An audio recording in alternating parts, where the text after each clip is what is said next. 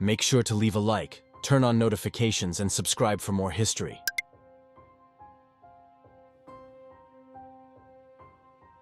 Have you ever heard of the Second American War of Independence? It is often regarded as the Forgotten War. In the year 1812, the young nation of America would take on the strongest military in the world once again. This war would heavily involve Native Americans, who wanted help from the British to repel the United States' expansion into their lands. The British would even go as far as to burn down the White House in Washington, D.C. This is the War of 1812.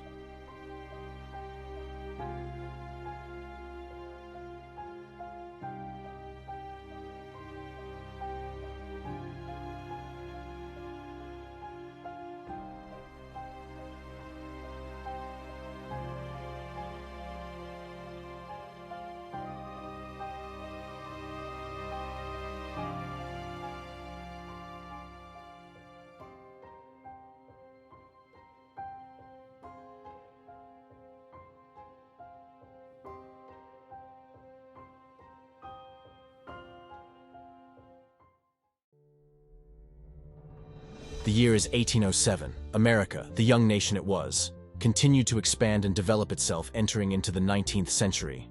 After acquiring the Louisiana Territory from Napoleon, American citizens began to push west in hopes of a better future.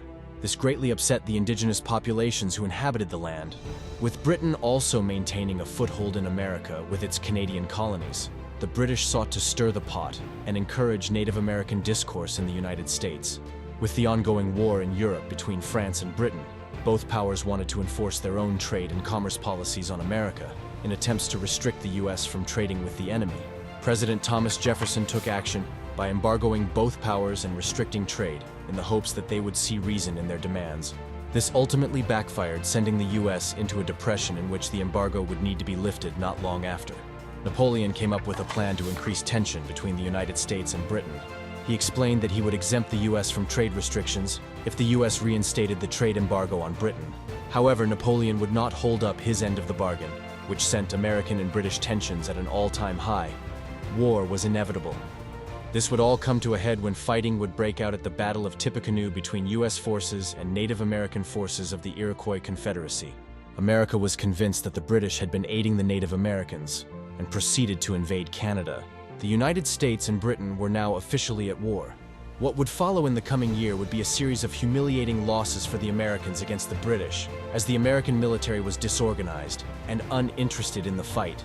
The losses would not let up at the Battle of Queenston Heights on October 13, 1812. The defeat of the Americans at the hands of the combined British and Canadian forces undermined American morale throughout the United States. General Isaac Brooke of the British Army died in the fighting despite the British victory. The American military was severely outmatched to their British counterparts. Defeat seemed inevitable. But just when the U.S. thought it was finished, the tides of war began to swing in their favor. At the Battle of the Thames, also known as the Battle of Moraviantown, was an American victory against Tecumseh's Confederacy and their British allies. This swung the pendulum in the United States' favor, giving them the morale boost they needed to stay in the fight. Famed Native American leader Tecumseh was killed in the battle, ultimately leading to the end of the Iroquois Confederacy. This momentum carried over into the Battle of Horseshoe Bend on March 27, 1814. 3,000 American militiamen led by General Andrew Jackson would face off with Chief Menawau's 1,000 Red Stick Creek warriors. Jackson's superior numbers 3-1 and armaments demolished the Creek defenses, slaughtering more than 800 warriors and imprisoning 500 women and children. The power of the Indians of the Old Southwest was now officially broken. Meanwhile, the British land invasion entered into the American capital of Washington, D.C., destroying government buildings in their wake, most notably the White House. Britain now had the opportunity to focus all war efforts on the United States due to Napoleon's first exile. The British would continue to push north into American territory until they would be held at the Battle of Fort McHenry. The Royal Navy blockaded the eastern seaboard by this time and would focus all efforts cornering the Americans at Chesapeake Bay, most notably with the bombardment of Fort McHenry. It was at this battle that would dawn the American national anthem that we know today, written by author and poet Francis Scott Key, who observed the British bombardment of Fort McHenry.